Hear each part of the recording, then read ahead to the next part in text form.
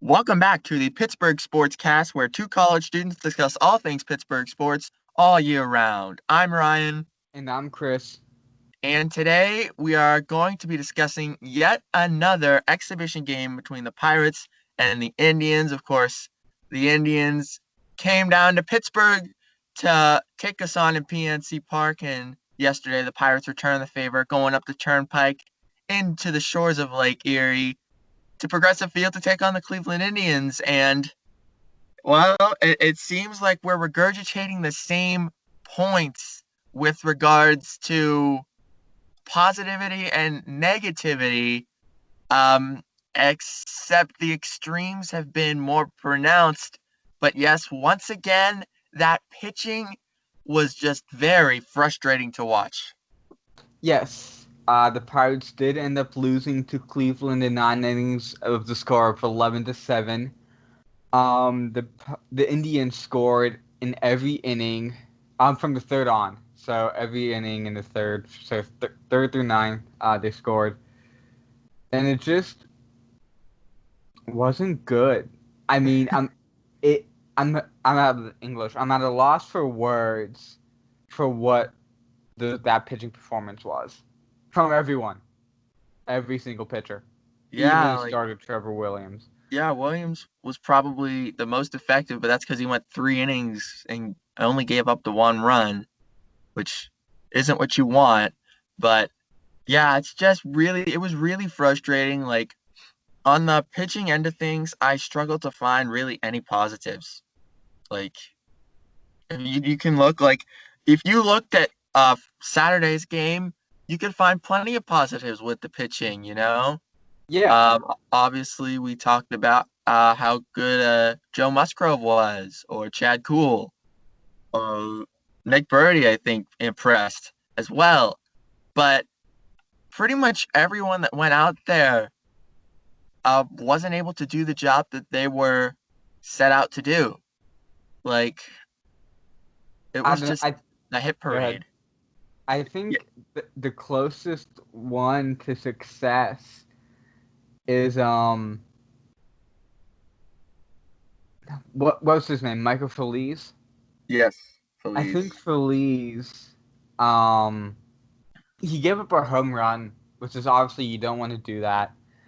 But I think out of every pitcher, he was probably the closest to being effective.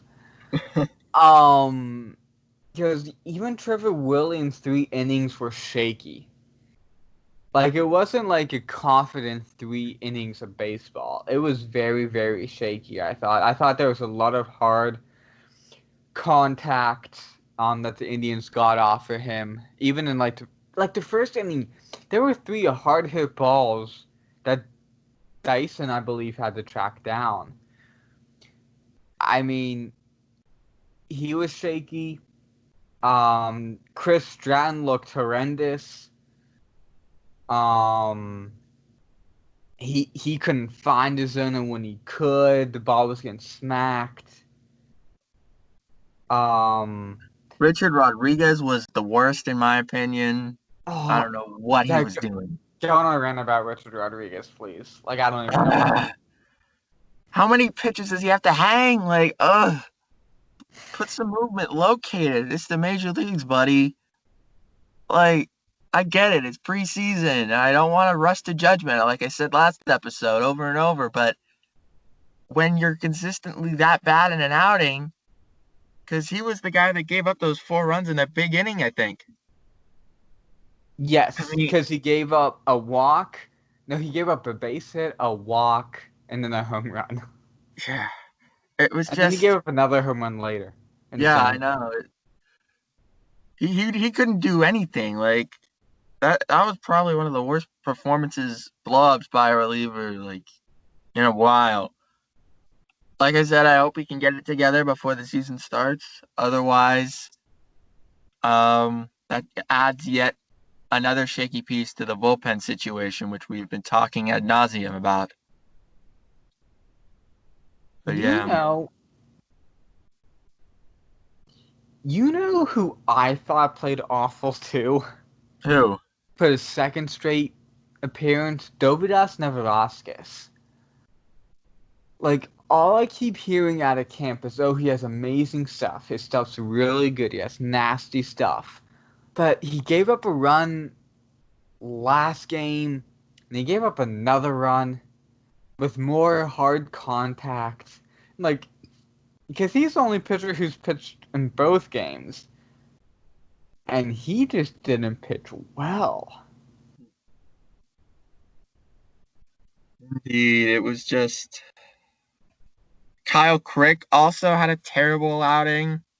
You Wait, he again? pitched again?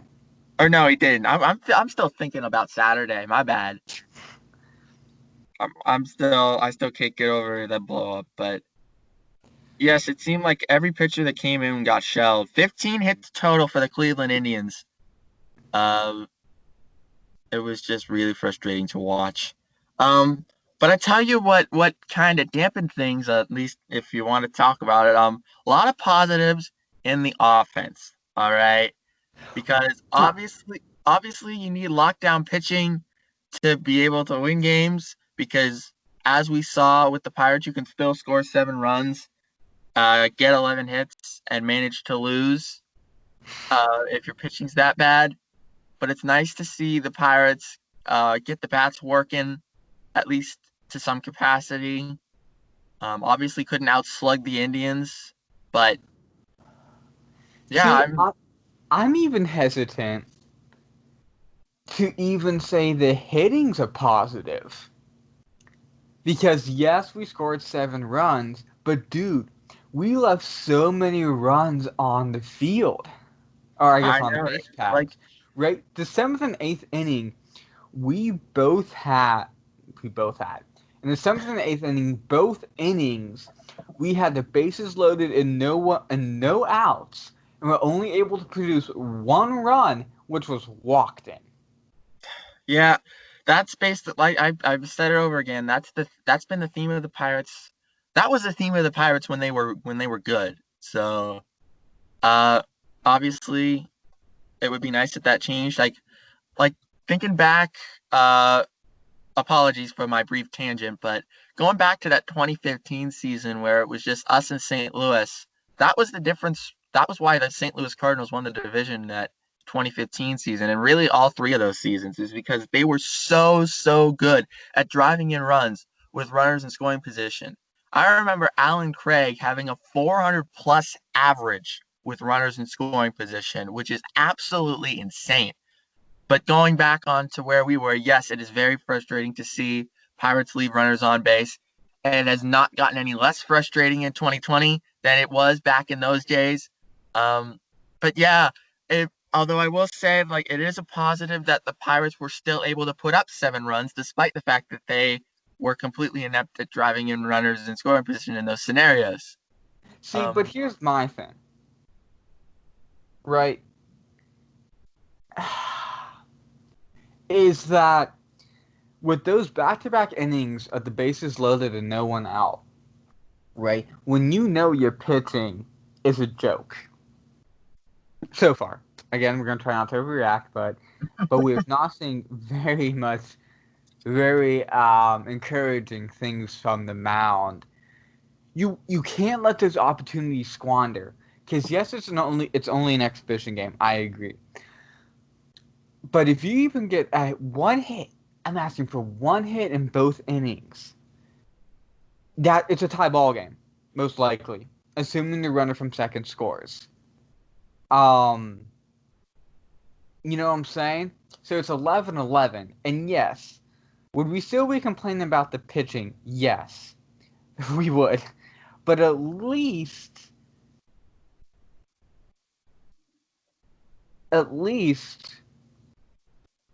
that you would have some positives. Because right now, I'm sorry, but with the pitching the way it is, which is awful, with the pitching the way it is, the offense can't have errors. Precisely. I agree with you That's there. that's the reality, right?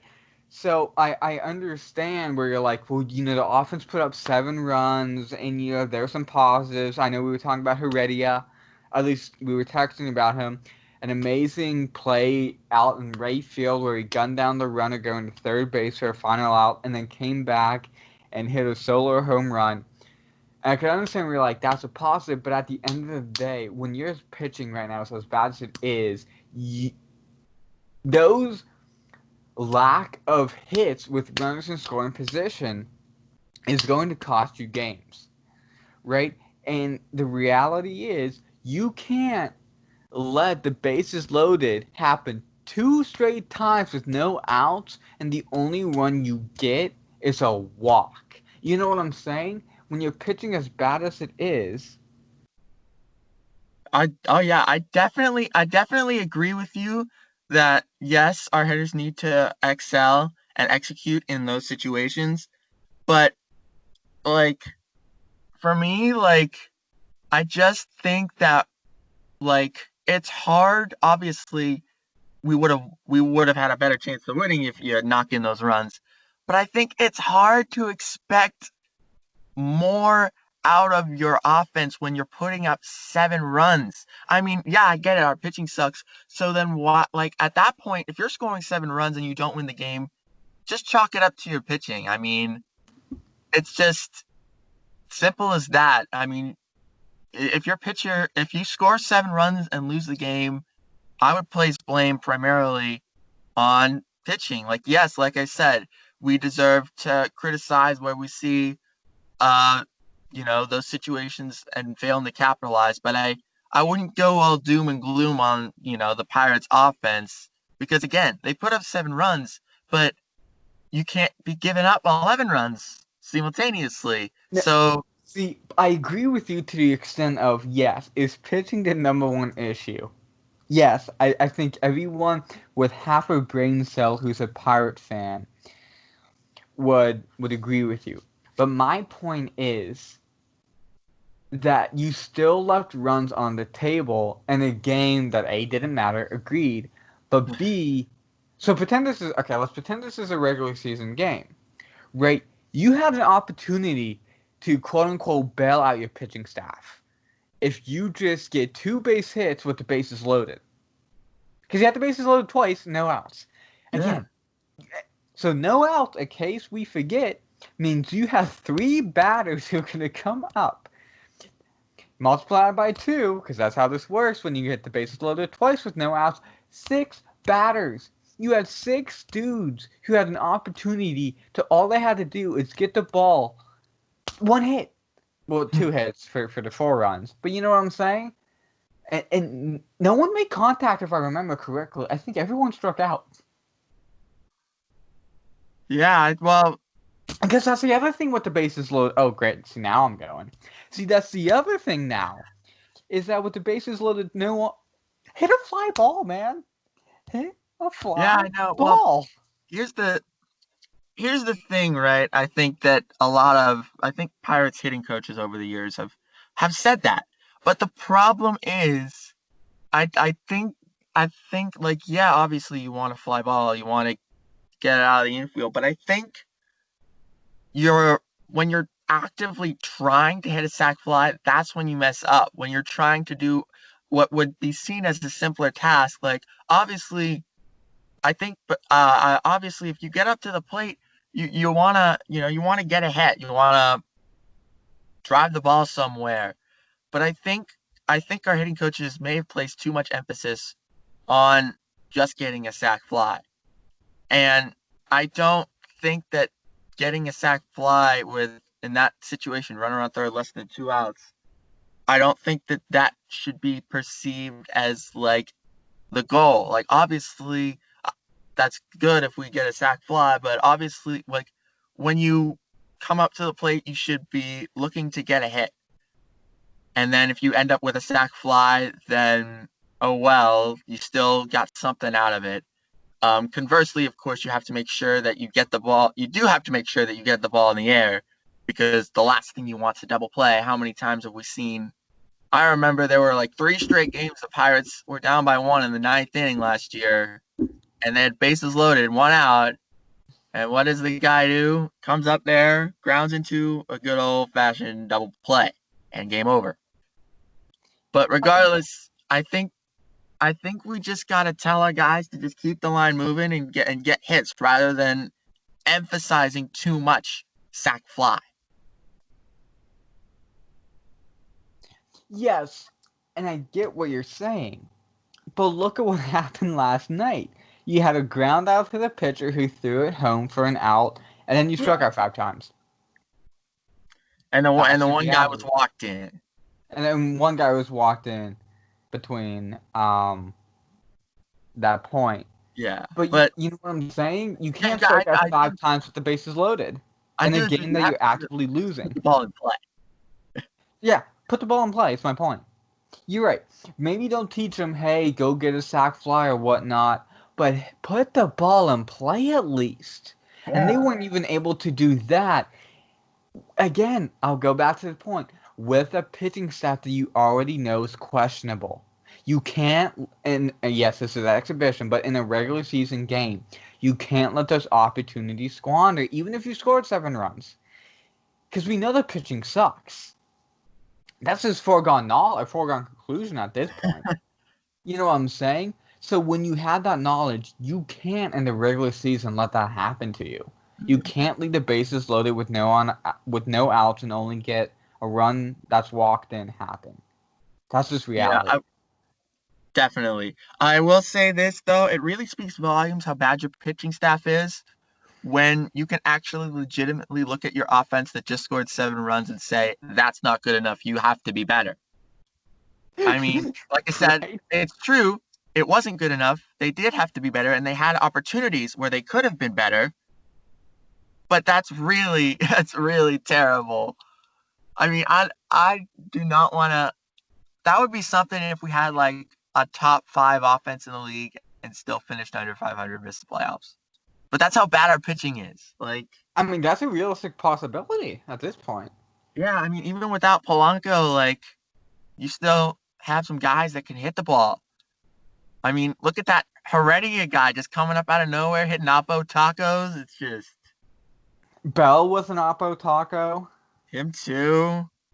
Yeah, Josh Bell looks to be back on track. You know But who's yeah, really impressed me?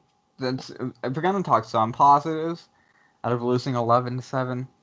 Um, and our offense not being able to score twice on bases loaded yeah, with no outs. Colin Moran. Colin Moran has been someone who I'm like, hey, you're kind of impressing me so far. Um, I think he had a home run last night, and he's a very professional baseball player. I think he drove in 80 runs last year. And yes, is he going to be an all-star third baseman? Probably not. But I think he's a very professional, very, very professional player. yeah. I definitely like Colin Moran. Unfortunately, he's the slowest on the team. By far. I remember all the last 2 years they would bring in Joe Musgrove to pinch run for him in late inning situations. That's how slow he was. But yeah, he could certainly hit the ball. Um, Maybe depending on how the pitcher and the situations, we might want to use him as a DH if we have a third baseman. Like once um Brian Hayes gets cleared, I'd like to see him at third potentially. Uh I do think we have a lot of it opens up a lot of options for us. The fact that Colin Moran's able to perform like that. Um, yeah, I definitely agree with you. He's probably close to a ceiling right now. He's a solid pro. In a normal season, he'll be good for about 20 bombs, maybe. But yeah, definitely liking what I'm seeing from him. And going with positives, how about this Cole Tucker outfield experiment?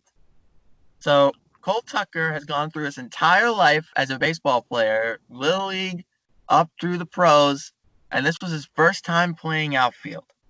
He had never played outfield before, and he goes into the outfield, made a nice play out there, um, but what are your thoughts on the Cole Tucker outfield experiment? Obviously, with the depleted outfield now that Polanco has COVID and stuff. I think it's a little blown out of proportion. Yes, Cole Tucker, played some outfield last night, and he did make a nice catch. Though Yeah. I think the so it really wasn't a dive. It was him catching it and not knowing what a wall was, and trying not to get himself killed.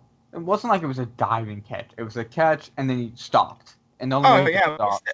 it was still impressive. I mean, it's not gonna win him a, I almost said Puskas Gold Glove, but um, yeah.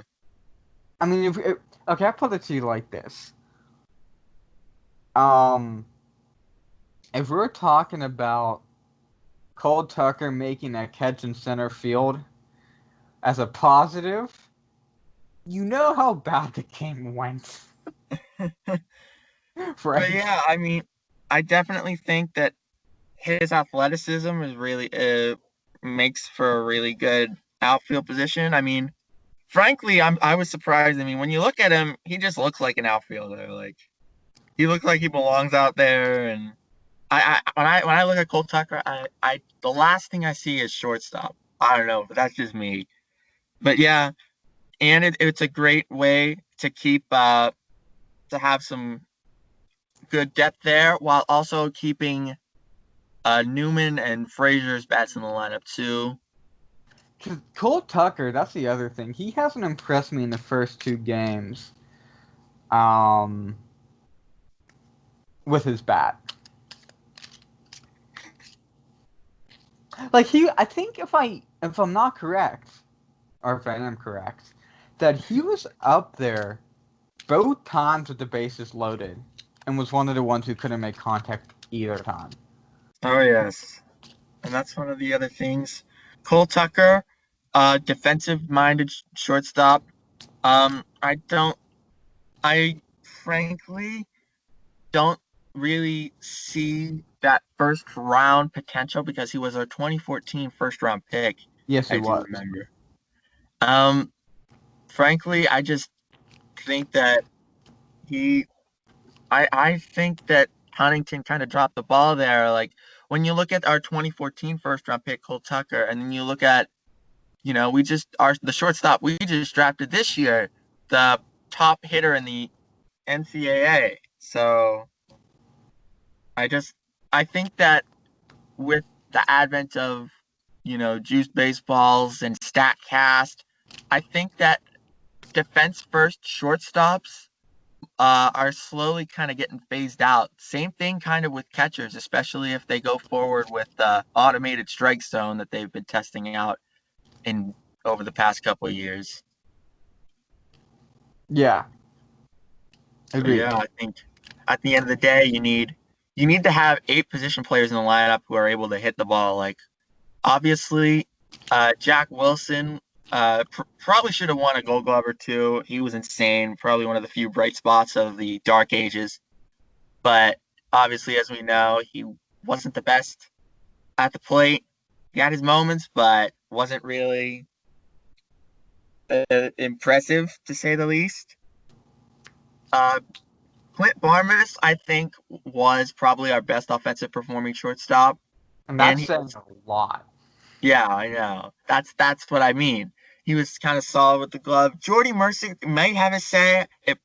He might have edged out Barmes, although I think Barmes, even though he was here for a shorter time, I think performed a bit better um, than Mercer.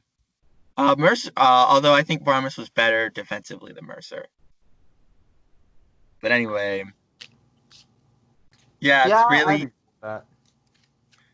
it really says how your shortstops have been when your best hitting shortstop is Clint Barmes. So Agreed.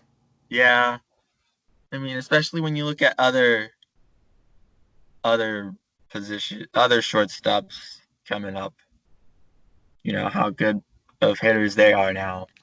Yeah, and we have none of them. Never have, never will. Well, we're hoping for this first round draft pick that maybe he can be something. Yep, indeed. Really glad he signed for us. Um, yeah. So I think that wraps up the game portion of it. But something that is a bit of a recent development that I don't know.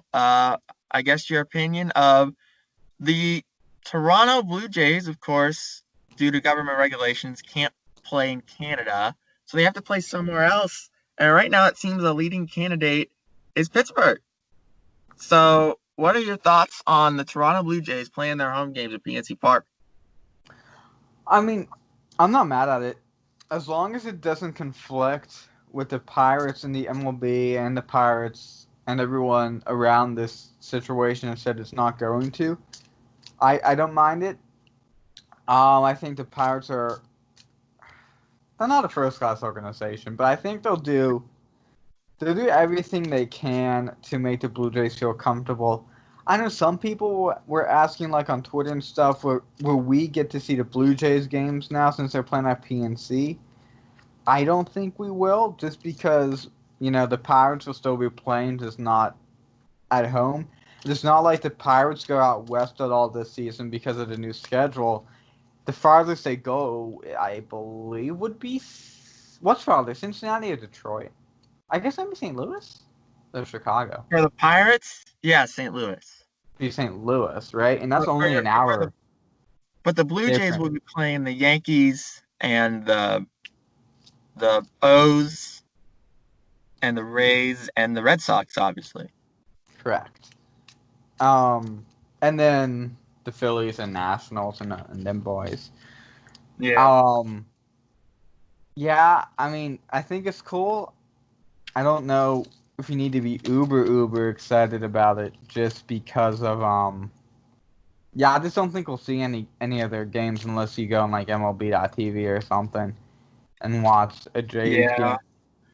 Because Yeah, all the really. Jays are like fantastic. You know what I'm saying? Yeah. But yeah, like I think it's good for the Pirates that people can't watch the Blue Jays games even if they're played here because I think they would lose even more fans than they're already losing. Agreed. I think a lot of people would jump on the Toronto hype train, especially with the exciting people they got, Vladito and uh, now Bo Bichette and all the And they young have guys. Guerrero's kid. That's what that Vladito Guerrero Oh, Jr. Yeah. So, but yeah, like the difference between them and us is we're rebuilding and who do we got? They're rebuilding and look who they got. So, I should be mean, really exciting times for them. you got. I'm trying to think. Josh Bell's exciting. Brian Who Reynolds, I else? think, an exciting player as well. We got a couple exciting players, I think. Yeah, Josh Bell is the only analogy I can think of. Crazy though, how Vladdy Jr. is essentially younger than us. Yeah, He's performing in the major crazy. leagues. And Like pretty that's well for the crazy. most part too. Yeah, it kind of reminded me of. It kind of hit me at first. I remember back when Zion was at Duke, I remember watching Zion and thinking, "Wow, that dude's the same age as me." Like that's crazy. I And he mean, was destroying the because league. back when I was like younger, I was like, "Oh, these dudes are grown men, they're Hmm. and I'm just a kid, so obviously they're gonna be pretty good." But now that the people in college and now even the people in the pros are just as old or even younger now than me, it's kind of it kind of makes you appreciate what they do even more because especially with my athletic ineptitude. Yeah, because I know Trey Young was like the one for me who like I'm older than, and I was like, wow, like he's in the NBA making millions and playing really well, and I'm like a person, you know? Well, you are indeed a person. I'm a True. person. Uh, we're all people. But yeah, crazy, crazy, crazy times. Obviously, one more game tomorrow. It will be back in Pittsburgh against Cleveland before we finally kick things off on Friday in St. Louis. What are your expectations for tomorrow's game, Chris? We gotta give me something to be positive about pitching wise. Um, Derek Holland, I know is going tomorrow, and I looked at his ERA and it's 6.09. um, and he's what, our fourth or fifth best pitcher.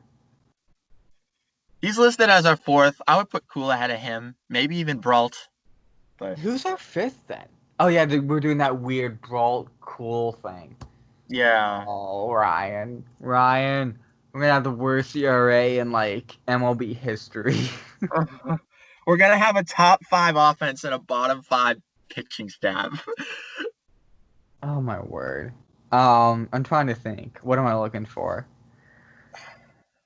Kyle Crick is slated to pitch. I'm looking for a bounce back performance from him. Nick Birdies, I believe, will also pitch. So I'm kind of looking to see how he improves on a good outing. For the most part, on his last performance. So I'm looking for some to build. Trying to and I don't know who else is pitching, but be like better than what last night was. Quite simple. Quite simply, be better. But Be yeah, better. I think my expectations are um, be better with runners in scoring position. Um, my expectations are if we have a runner on third and less than 2 outs, we have to drive them in every time. Yeah. You got to drive them in, runner on third, less than 2 outs. No excuses. You have to be able to do it, especially with the pitching we got. We have no room for error in that. Um, you have to make the most of those opportunities.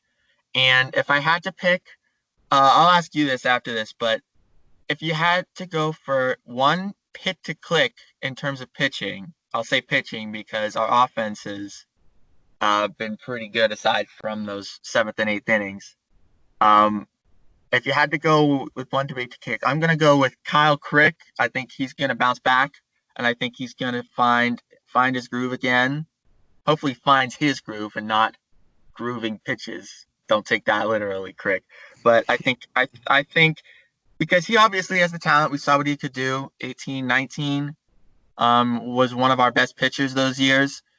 So I really think that it is kind of just jitters. Day one, I look for him to bounce back and put up a big zero.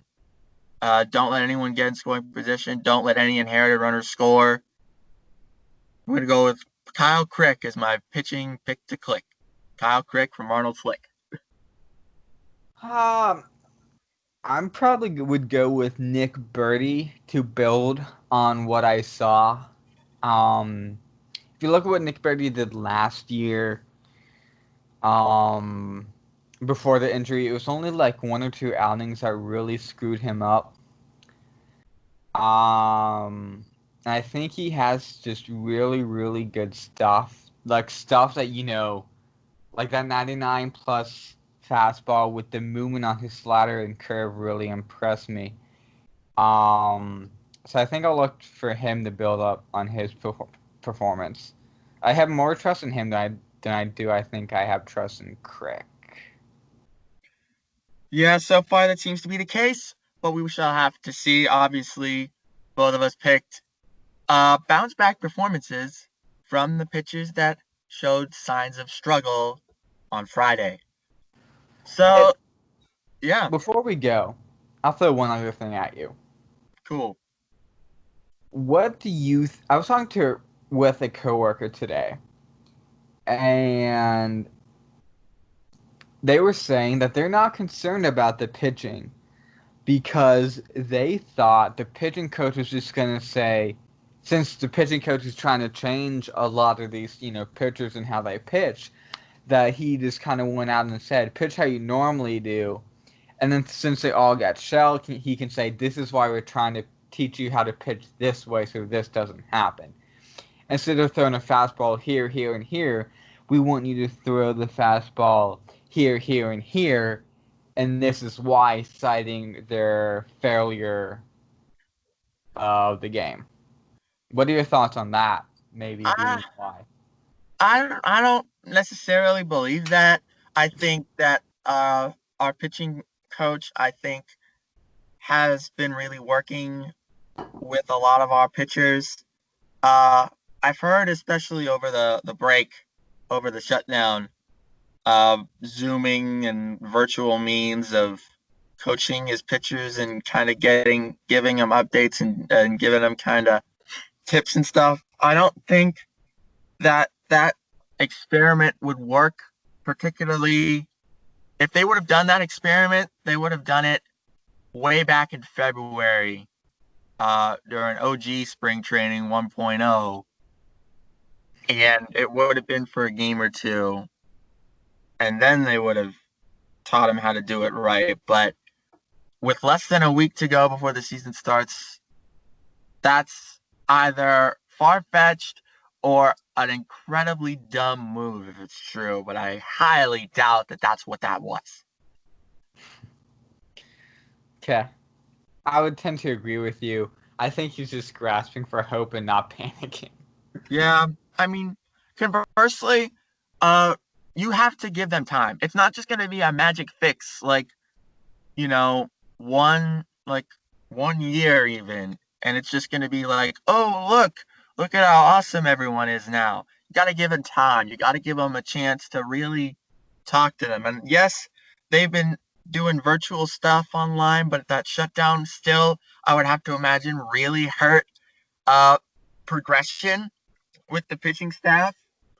Um, that could, I think, be. I would say that could be a reason. Is uh, an unfinished product, perhaps. Maybe he is in the process of kind of rebuilding people's pitching tendencies. And since the shutdown kind of cut all of it short, they're left with this half finished kind of thing. And since it's not really polished, it ends up being even worse than the stuff they had originally. But again, I think it's just a matter of we suck. Yeah. And I wish we could just figure out how to pitch properly. It'd be so Again, fun. I'm willing to give our regime time. Like I said, if by this time next year we're still uh, performing this badly on the mound, then yes, I would start to question the methods and question the system and whatnot. Um, but yeah, like being reactionary is especially harmful in a new regime like this. Like we were talking Saturday slash Sunday about being reactionary about one game. I think that if we just look at, a 60 game season, I think that would even be too reactionary when everything about this team has changed from the top down, of course, except for the guy at the very top. But that's another story. But everyone else is completely new, completely changed. No one's back except for some players and the owner.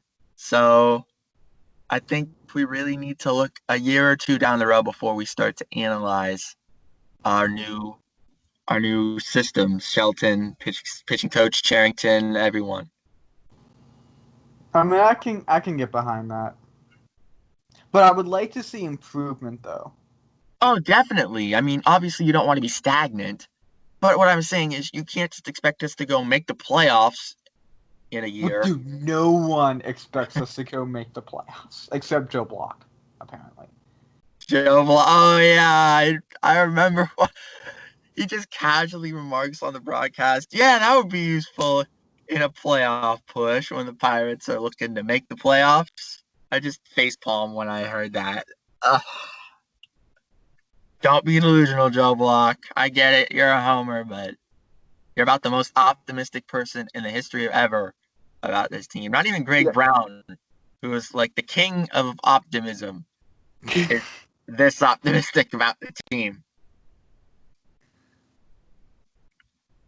It's funny because he was talking about the playing Cleveland in the regular season, and we finish up in Cleveland as we kind of went over in our podcast when we were doing predictions. And he's like, that'll be the series that we talk about or where the Pirates clinch. I'm like, what? And an entire city either laughs or doesn't because they didn't watch. Correct. But yeah, so I think that just about does it for this episode. A bit of a shorter one, but we didn't have much time between these past two episodes, so obviously this is what we have to work with. I'm thinking we do another one of these before opening day. Yeah, we'll probably react to the last preseason game. Definitely. So we'll catch you guys probably on Thursday then. Yeah, and then we'll probably catch you again after the St. Louis series. Definitely. Right? Yeah. Thinking Sunday, Monday. And then we can actually hit a regular uploading schedule, which we've been promising since May. But COVID has not allowed that. Yeah. Because before you know it, the Pens will be back, then Steelers camp, and then... Well, because Steelers camp and Pens both come back the same day, July 28th. Yep. Next week. Crazy, crazy, crazy. But until then, remember to subscribe to our YouTube channel, Pittsburgh Sports Cast. We upload there, and we upload wherever you listen to your podcast. We're glad to hear from you wherever you are. Leave a comment below if you are watching this on YouTube. If you're not, you can still interact with us on Twitter at PGH Sportscast or by emailing us Pittsburgh Sports Podcast at gmail.com with your questions, concerns, suggestions, or anything else you'd like to let us know. Until Thursday, I'm Ryan. And I'm Chris. And we'll see you next time on the Pittsburgh Sports Cast. Stay safe, everybody.